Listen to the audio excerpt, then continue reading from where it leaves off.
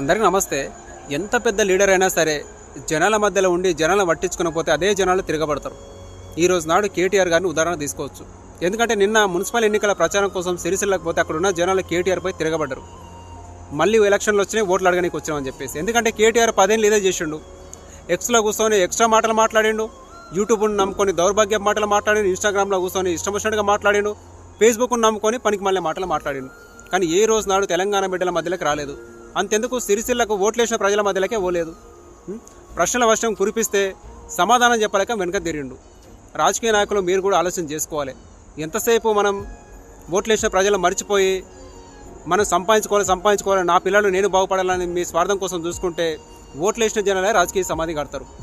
రాజకీయ నాయకులు ఎవరైనా సరే ఈరోజు నాడు తెలంగాణ రాష్ట్రంలో తెలంగాణ సీఎం రేవంత్ రెడ్డి గారు తీసుకుంటే నిజంగా పరిపాలన మొత్తం ప్రజల మధ్య నుండి నడిపిస్తున్నాడు.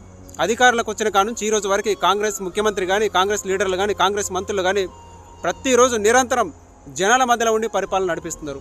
జనాల మధ్యలో ఉండే నాయకుడిని జనాలు ఎప్పుడు ఆదరిస్తూనే ఉంటారు, గుండెల్లో పెట్టుకొని చూసుకుంటారు. దానికి ఉదాహరణే తెలంగాణ సీఎం రేవంత్ రెడ్డి సార్. నిజానికి వాళ్ళ గవర్నమెంట్ వచ్చిన కాడ నుంచి స్టిల్ ఈ రోజు వరకు ఏ రోజు జనాలను వదిలి పక్కకు పోలేదు.